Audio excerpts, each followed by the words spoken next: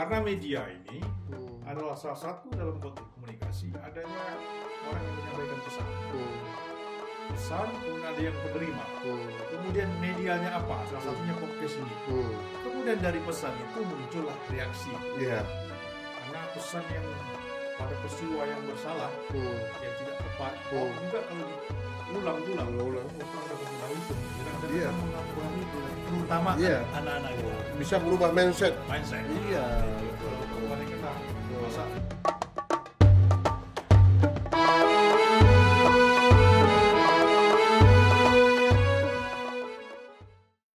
Assalamualaikum warahmatullahi wabarakatuh. Waalaikumsalam. Tuan-tuan dan perempuan sekalian, kita ketemu lagi saat ini dengan Tok Wan Channel. Luar biasa. Tok Wan Channel tetap bersinar dan memajukan sayapnya untuk mengembangkan dan memberikan informasi kepada segenap masyarakat di Provinsi Riau ini. Pada hari ini kita akan mengundang tamu yang cukup gagah dan cukup punya sikap pandangan yang memberikan warna terhadap apa itu KPI. Tahu bapak-bapak, ibu-ibu sekalian, KPI, Komisi Penyiaran Indonesia, KPI. Dan untuk daerah dinamakan KPID, Komisi Penyiaran Daerah. Nah, kebetulan kita mengundang Ketua KPID Provinsi Riau. Siapa lagi? Putra daerah kita, yaitu Fazlan Rahman. Assalamualaikum Pak Fazlan. Waalaikumsalam warahmatullahi wabarakatuh. Ini dia orang muda gagah dan cukup tegar sebagai Ketua Komisi Penyiaran Daerah Provinsi Riau. Baru saja beliau terpilih, Pak, ya? Baru terpilih, ya? Itu komisi Bapak ini dipilih oleh anggota DPRD, ya? Oh, diajukan oleh gubernur, ya? Dari seleksi yang dilakukan oleh gubernur, ya? Dengan tim panselnya. Lalu ditentukan nanti pemilihannya oleh DPR. Luar biasa juga, ya. Ini lembaga ini betul-betul lembaga semi negara, ya. Lembaga negara, apa, ya? Lembaga negara. Nah, kita pada hari ini ingin berbincang-bincang ini kepada Pak Fazlan ini sebagai Ketua DPID Provinsi Riau, KPID, ya, Komisi Penyiaran Daerah, ya. Nah, baik, kita dengar Pak Fazlan, jelaskanlah Pak pada masyarakat nih apa betul KPID ini fungsi dan perannya, dan kemudian dasar hukumnya apa nih? Yang banyak betul komisi-komisi kan? Bukan, ini bukan komisi kasih duit, bukan, ya. Ini fungsi tugas, Pak, ya. Bukan komisi dapat komisi apa, tidak. Ini komisi satu badan atau lembaga, ya, negara yang cukup berperan dalam mengawasi, Pak, ya, mengawasi mungkin terhadap penyiaran. Nah, oleh itu jelaskan pada kami, Pak, supaya jelas kita apa itu dasar hukumnya bagaimana, apa fungsinya, kewenangannya apa pula. Apakah Bapak bisa mensensor semua berita-berita yang ada di media ini? Silakan Pak Fazlan. Ya, baik. Terima kasih Tuan Channel, luar biasa bisa berkunjung ke markasnya Tuan gitu. Jadi ada koreksi sedikit. Memang nama saya ini agak payah sedikit. Nama saya ini kan Fatimah Abdul Latif Zahrah Nurdin Surahman itu Suhaibatul Aslamiyah, Rahman itu Encik Abdul Rahman. Panjang namanya. Jadi kadang ada Fazlan, ada Fazan. Sebetulnya Falzan, bukan Fazlan. Falzan. Memang nama agak payah sedikit. Payah, ya. Lidah tuh agak apa sedikit. Ada Z. Silakan Pak. Baik, sebelum mulai tentu ucapan terima kasih kepada para pencinta Tok Wan Channel. Itu kita sampaikan, kita sapa dulu. Ya, seiring balam dengan warbah, pergam bertengger di atas batu, seiring salam dengan sembah. Assalamualaikum warahmatullahi wabarakatuh. Waalaikumsalam warahmatullahi wabarakatuh. Wah, ini sudah berpantun betata petiti nih Pak Fazlan ini. Silakan. Kita semangat Pak Wan ini luar biasa. Ya. Dengan usia yang begitu sepuh lah ya. Iya. Tapi tetap memberi kontribusi, pemikiran, informasi yang Ya. diberikan pada hari ini Ya. untuk mengimbangi melimpahnya informasi. Ya. Pada media baru sekarang. Ini Betul. media baru. Media baru ya. Media baru. Di era digitalisasi ya. Era digitalisasi. Baik, dapat kami sampaikan. Yang pertama, tentu secara historikal berdirinya KPI. Secara sejarah, bahwa di era pemerintahan Presiden Soeharto, ada Undang-Undang Nomor 24 tahun 1997 yang mengatakan provinsi itu adalah milik negara dan dikelola oleh pemerintah. Masuk pada era reformasi, ternyata provinsi itu diubah menjadi milik publik. Ya. Kemudian perwakilan dari publik itu kepentingan masyarakat sesuai dengan pasal 7 Undang-Undang 32 tahun 2002 untuk kepentingan masyarakat adalah dirilah KPI. KPI ya. Namanya KPID.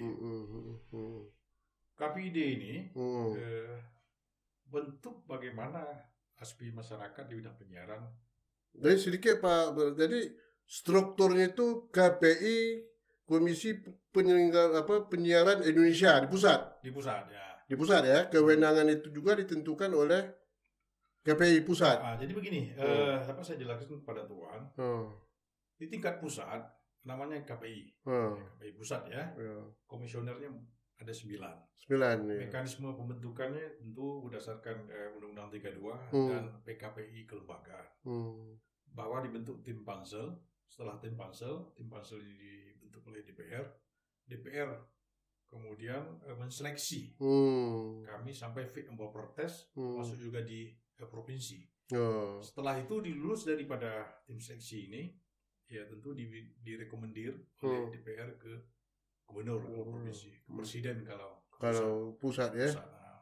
Tahapan tesnya juga banyak, mulai dari tes administrasi, CAT, kemudian tes kemampuan akademik, kemudian tes sampai pada wawancara di fit and proper di DPR. Struktur tingkat provinsi itu 7 komisioner.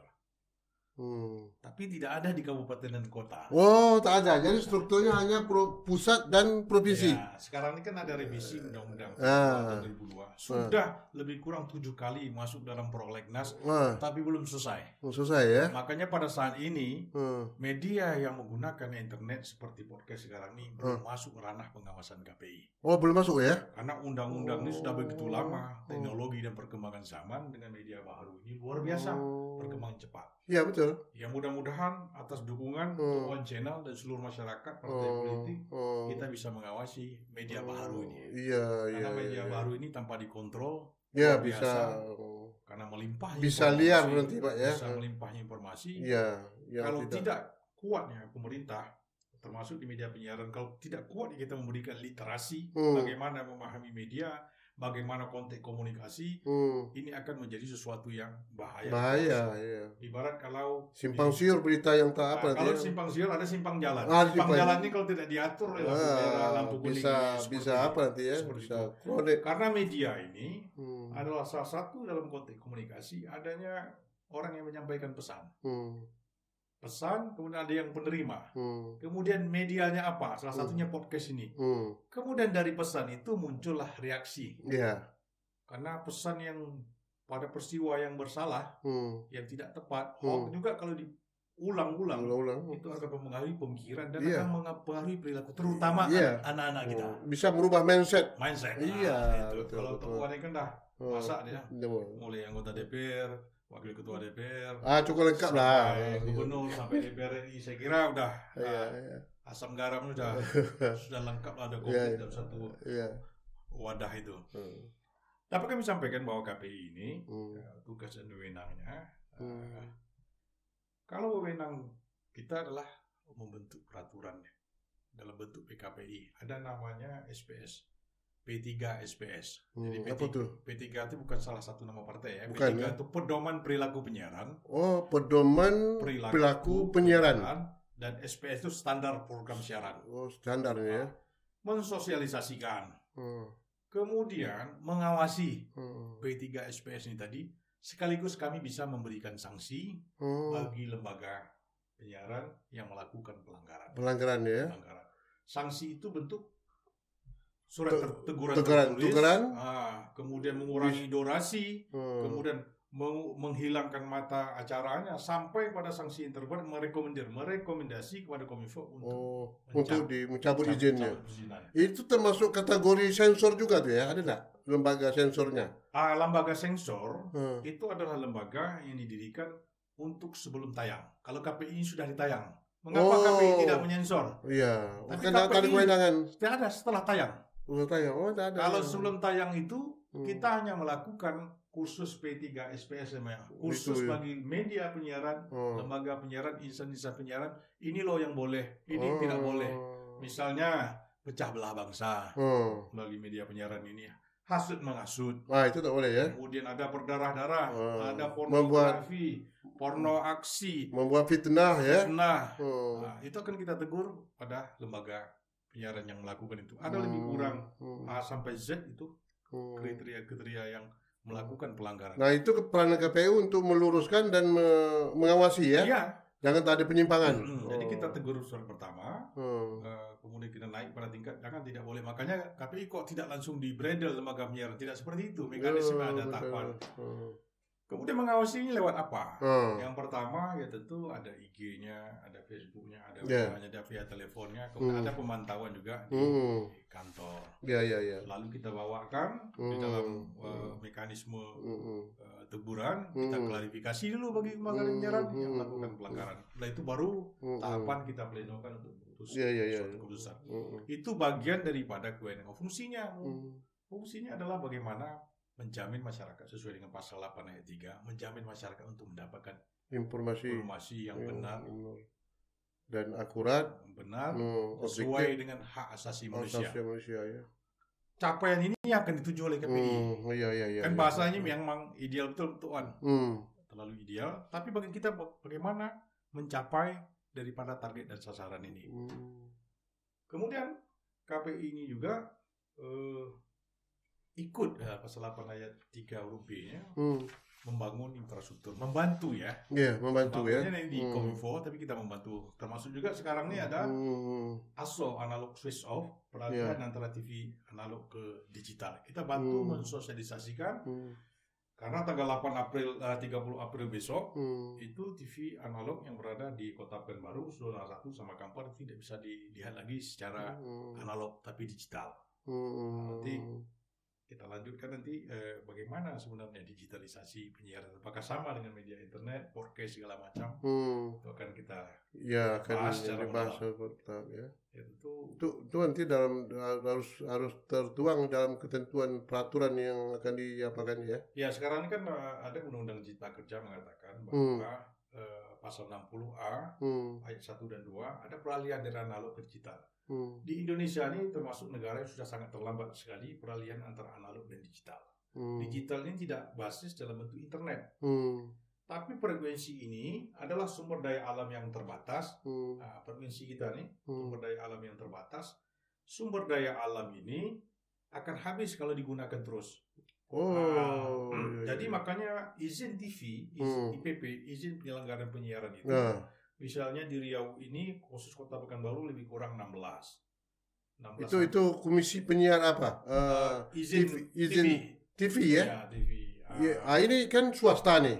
Swasta ada pemerintah juga. Iya itu. Jadi dia baik pengawasan dalam penyiaran swasta, pemerintah maupun swasta. Ya. Jadi TV ini kalau saya analogikan ibarat sebuah jalan. Jalan itu ada lebih kurang 8 sampai 12 jalan, masing-masing kendaraannya satu. Tapi kalau sudah digital, jalan satu itu kita manfaatkan untuk 8 sampai 12 kendaraan ini. Jadi tanahnya ada 12 kapling, sekarang tanah satu kapling itu di sinilah kalian bertanam, sinilah kalian ini.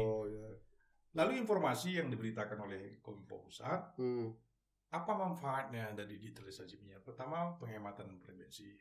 Yang kedua, digital dividend. Ada keuntungan digital yang bisa dimanfaatkan lagi frekuensi ini. Pertama, untuk 5G, sekarang 4G ini biar lebih cepat kan 5G. Itu dimanfaatkan oleh pemerintah. Nanti kalau podcastnya begitu banyak, kemudian internet terlalu banyak untuk dipakai, nanti bisa down ya kan. Ada untuk kebencanaan.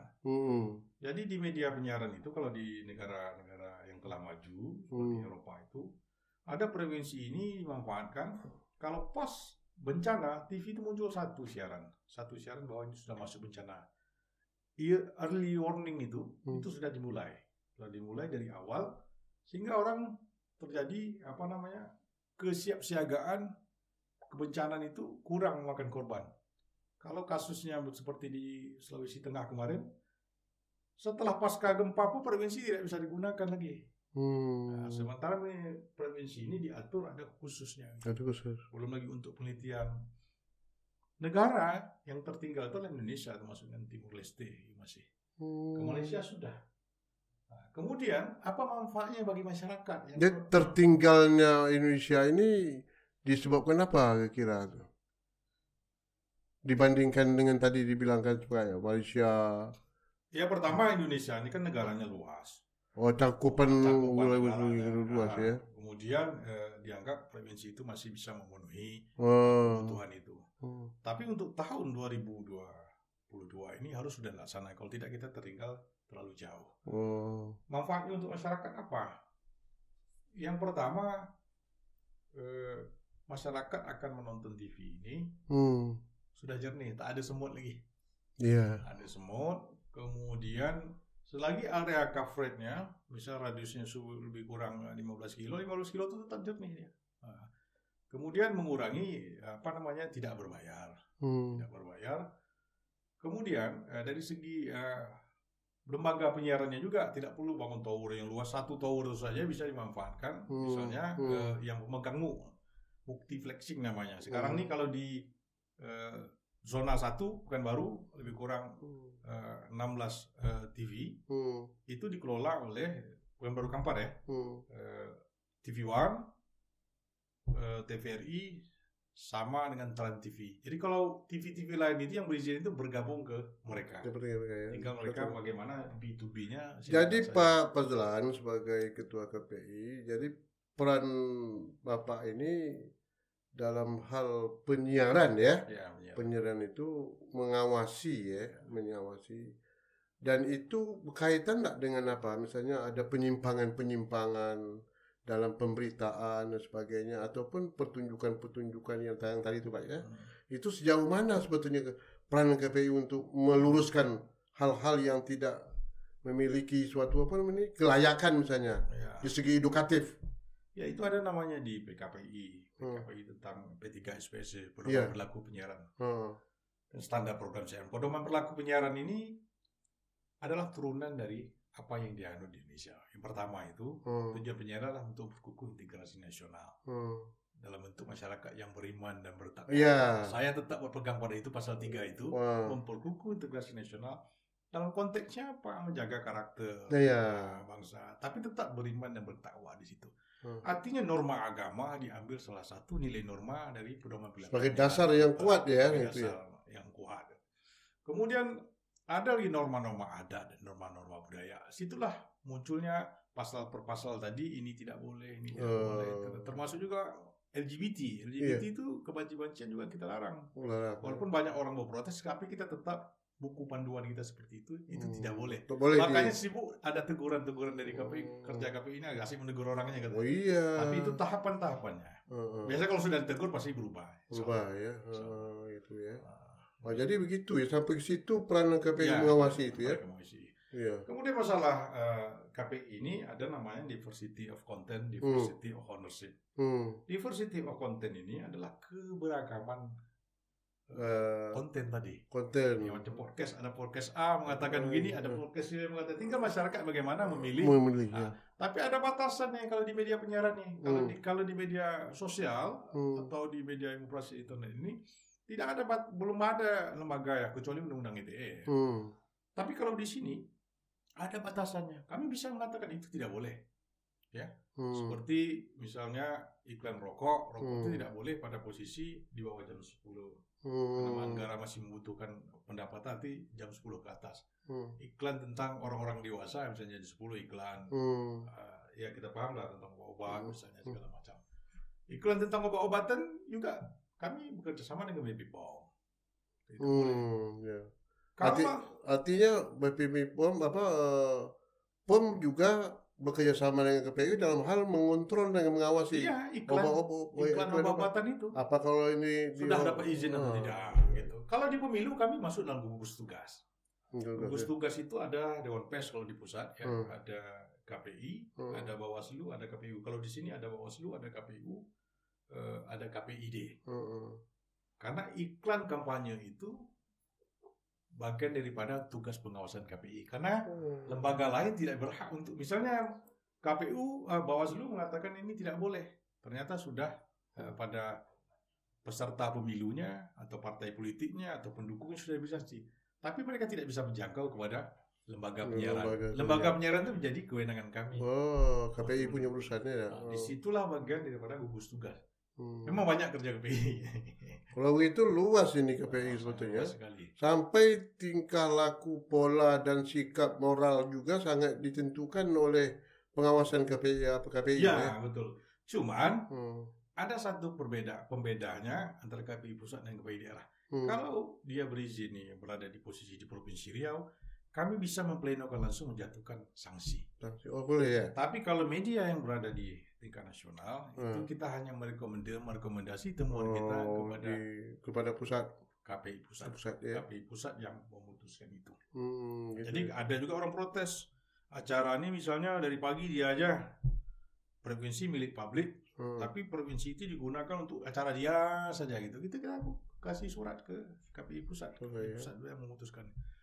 Namun bagaimana indeks penyiaran ini yang dikelola oleh KPI pusat itu, bagaimana kadang-kadang antara penonton A dan penonton B, apalagi persaingan dengan media baru yang begitu besar sekarang ini, itu sangat beda sekali segmentasi pasarnya. Asal mereka tidak melanggar. Kadang ibu-ibu suka sinetron ini.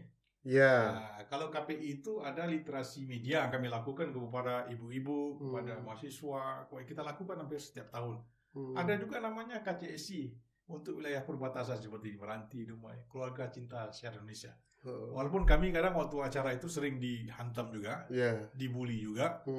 Kami suka tengok film Malaysia katanya. Malaysia itu ya sederhana, yang khusus konsep dalam segi film Melayunya ya. Dia sederhana, dia tidak tidak terlalu vulgar, mobil mewah, mewah segala macam. Itu menjadi catatan kita untuk disampaikan dalam Rakornas bahwa ini penyiaran ini bukanlah Jakarta sentris, tapi banyak budaya-budaya lokal yang harus bisa dipertahankan, cerita-cerita lokal. Ya, apalagi yang berkaitan dengan negara tetangga bisa pengaruh juga, Pak. Bisa pengaruh. Makanya media penyiaran yang ada di wilayah perbatasan itu, kita mewajibkan setiap kali siaran itu lagu Indonesia Raya ditutup dengan Padamu Negeri. Tapi kalau lembaga penyiaran tidak bisa hadir, terutama di wilayah perbatasan, ya tentu mereka lebih banyak mendapat asupan atau menonton dari pihak media lain, itu akan mengganggu dari segi ketahanan secara nasional. Ya, tuh. Ini kampung Pak Fazlan ini dekat Malaysia nih, di Selat Panjang, Pak ya. Itu kan Pulau Ransang itu kan lebih banyak condong berita hiburan segala hal itu kan dari Malaysia tuh, Pak. Ya. Apalagi Pulau Rupat. Betul. Itu sejauh mana tuh, Pak, pengawasan KPI itu untuk melihat di lapangan sampai ada hal-hal yang kira apa enggak? Kami pernah dapat kunjungan dari Kemenko Polhukam, dari Deputi 7. Kita tidak bisa menghadirkan lembaga penyiaran yang berada di wilayah perbatasan. Baik itu dari lembaga penyiaran publik milik pemerintah yang menggunakan APBD atau APBN, ataupun apalagi lembaga penyiaran yang swasta. Kalau swasta ini tentu macam mana dia memperoleh untung melalui iklan. Iklan itu dia yang menghidupi perusahaannya untuk gaji, untuk apa semuanya. Karena itu tidak ada prospek lembaga penyiaran, tak ada. Makanya di wilayah perbatasan itu KPI yang mendorong pada Kementerian Kominfo, jika kami menjabat awal, bahwa itu namanya peluang usaha. Peluang usaha itu dibuka pada saat-saat tertentu, seperti lelang lah provinsi. Tapi untuk wilayah-wilayah perbatasan ini tidak ada lagi peluang usaha, boleh kapan saja membuka. Cuma minat masyarakat, terutama dunia swasta ini, karena tidak ada harapan untuk profit, menjalankan saja tidak bisa, tentu mereka tidak bisa hadir. Dan tidak bisa pemerintah untuk menghadirkan di wilayah perbatasan. Akhirnya mereka menonton pihak-pihak ini. Dan kita sebagai KPI hanya bisa melakukan itulah kegiatan KCSI Keluarga Cinta Sejarah Indonesia. Kita melakukan literasi media, bagaimana cara memahami media. Tapi kita tidak bisa menahan seperti Amerika menolak orang-orang Meksiko untuk hijrah ke mereka bangun tembok. Tapi provinsi tidak bisa seperti itu. Itu yang bisa kita lakukan. Karena kita tidak berhak juga untuk menyanksi lembaga penyiaran yang ada di negara lain. Tak punya kewenangan ya. Ya, baik Pak. Ini saya ingin tanya juga pada Pak. Ini ada hal yang berkaitan edukatif Pak ya, pendidikan rumah tangga. Nah, penyediaan set-top box ya Pak ya, bagi rumah tangga miskin di Provinsi Riau ini sejauh mana Pak dari KPI ini? Nah, ini kan ada peralihan yang saya katakan tadi, analog switch off, arti analog ini dimatikan, dilarikan ke digital.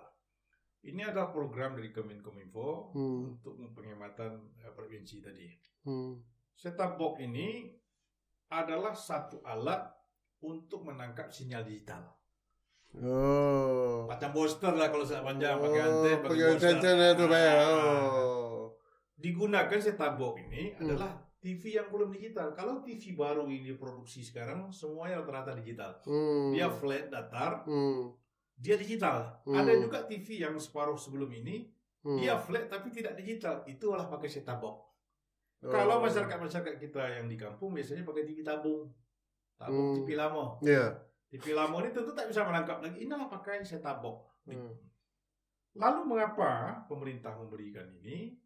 Adalah untuk keluarga yang miskin tidak mampu. Tapi yang mampu silakan saja membeli satu kali, harganya 200 sampai 400 ribu sekali beli. Kalau pulsa kan habis gitu. Sekali beli bisa menonton seumur hidup ya. Nah, kalau usaha tuh kasihlah kepada yang memproduksi. Itu sama kayak pada wifi juga Pak ya? Tidak, dia penangkap sinyal aja. Penangkap sinyal aja ya. Kalau wifi ini kan terbatas. Terbatas. Menggunakan media internet. Jadi set-top box ini diberikan kepada keluarga miskin berdasarkan DTKS, data terpadu kesejahteraan sosial, yang diambil oleh datanya dari Dinas Sosial provinsi, yang diberikan kepada Kementerian Sosial. Data inilah yang dipakai Kominfo untuk mendapat informasi mana keluarga miskin. Itu yang dibantukan. Itu bisa dijadikan media ataupun bahan ini ya, survei ya. Untuk mengetahui kondisi masyarakat. Dalam pelaksanaannya nanti itu bagaimana pemerintah lah ya. Ya. Karena pemerintah informasinya kalau bantuan pemerintah itu by name by address lewat kantor pos. Katanya makanya Senin besok komisioner bidang presiden kami langsung ke kantor pos besok untuk menanyakan itu by name by address. Tapi kalau yang bantuan CSR-nya ke TV One, Trans sama TVRI ini nanti mungkin bagaimana teknisnya kami Senin rapat bersama kawan-kawan itu berapa sebenarnya bantuan ini, karena kami kan hanya memastikan masyarakat itu bantuan dari pusat Pak ya, dari pusat langsung, dari kementerian kementerian kemudian dari lembaga penyiaran yang ada ini. Kami memastikan informasi termasuk lewat One Channel ini supaya masyarakat juga paham, jangan-jangan nanti setelah tanggal 30 nanti TV kami tak bisa ditengok lagi. Iya betul. Biru aja. Apa pasal dia katakan?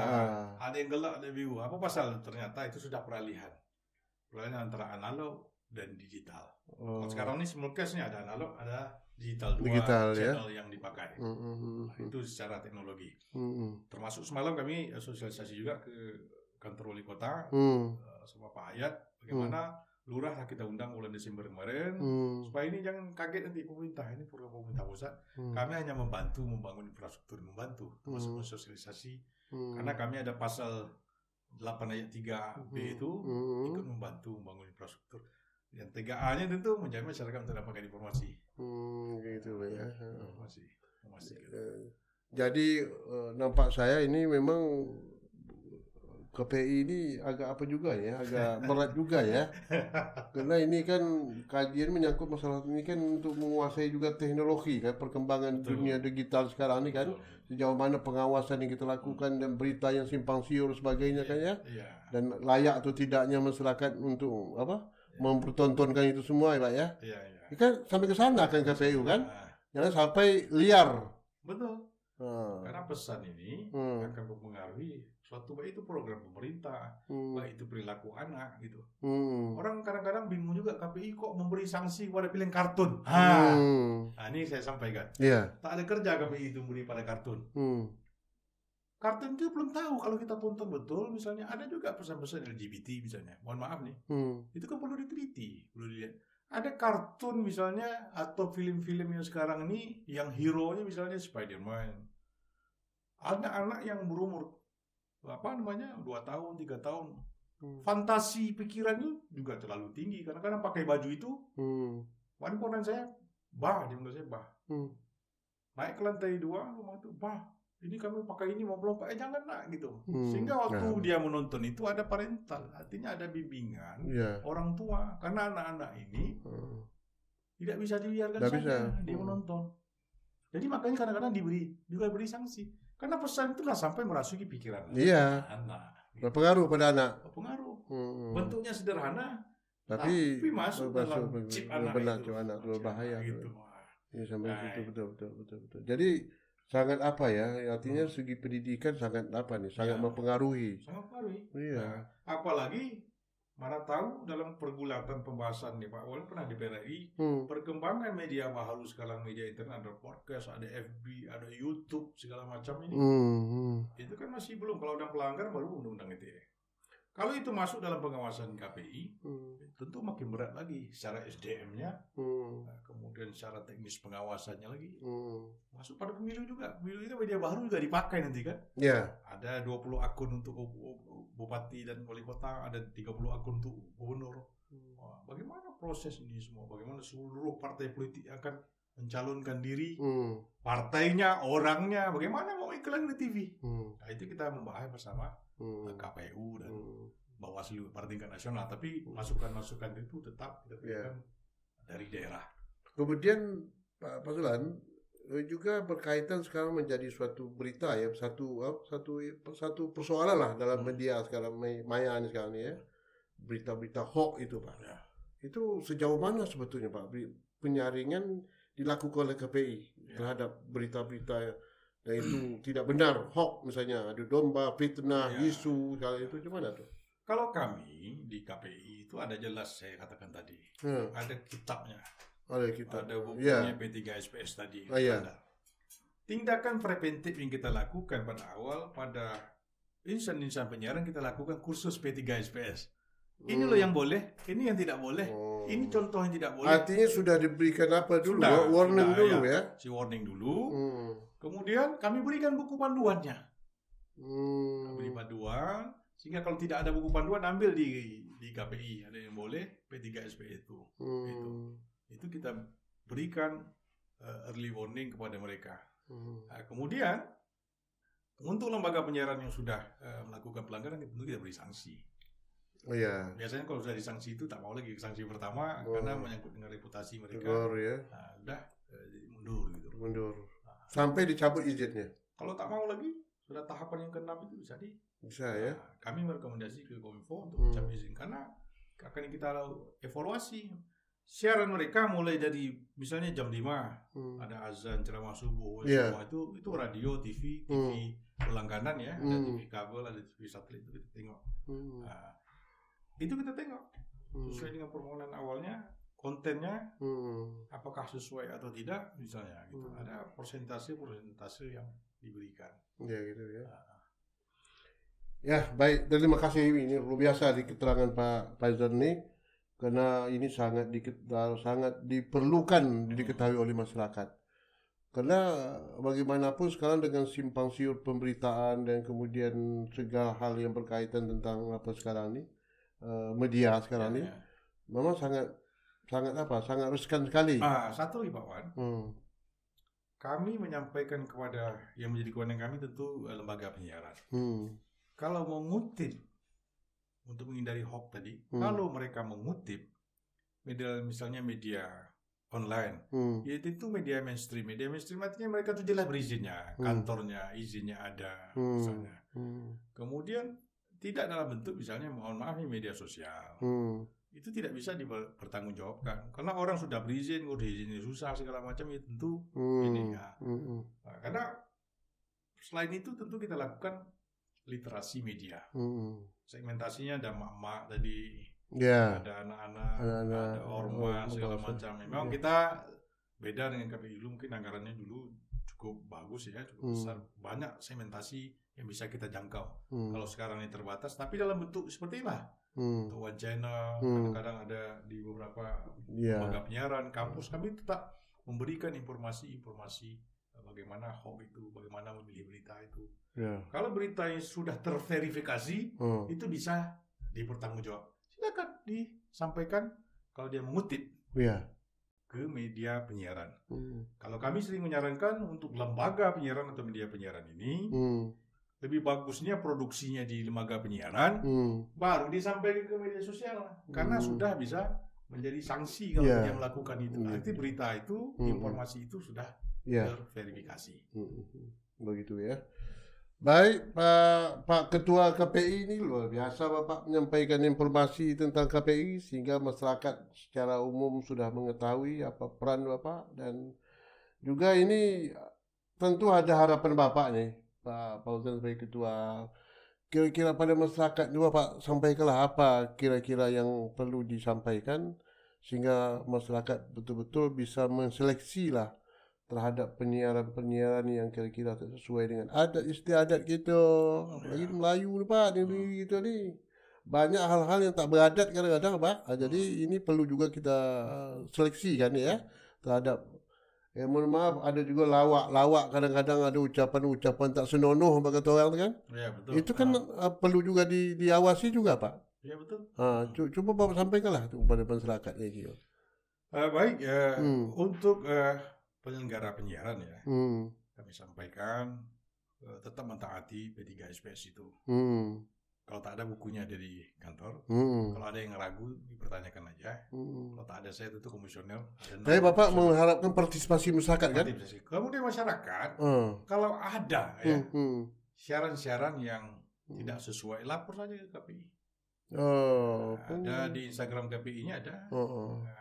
Ada di FB KPI-nya ada. Kami kan sering posting itu kalau ada kegiatan. Kita jawab di situ. Kalau tidak jawab, kita diskusi di kantor. Kemudian ada via phone-nya juga. Silakan saja. Jadi kita terbuka untuk menyampaikan. Selain kita masuk pada kampus, pada segmentasi yang lain supaya bisa informasi ini. Karena informasi ini sangat berbahaya. Karena bermula suatu permusuhan itu jarang itu. Kalau dalam bahasa Melayunya bahasa menunjukkan bangsa.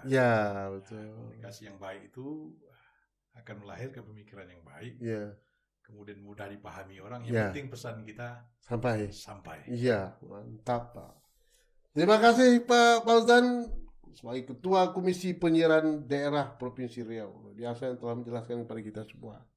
Baik, terima kasih Pak atas kehadirannya, dan insya Allah di lain waktu kita akan berbincang-bincang lagi Pak masalah KPI ini, dan banyak sebetulnya yang perlu kita mintakan keterangan Bapak, tapi sudah cukup besar, sudah cukup banyak sebetulnya apa yang telah disampaikan tadi. Yang penting pengawasan KPI ini sangat dibutuhkan di dalam penyiaran ya, kegiatan-kegiatan penyiaran yang ada di daerah kita ini, baik melalui TV dan radio dan macam-macam ya. Apalagi daerah kita ini juga berbatas dengan negara Malaysia tetangga. Jangan sampai ada citu-citu kata orang tak senonoh kan ya, atau berita-berita tak senonoh atau porno kata orang sekarang ya.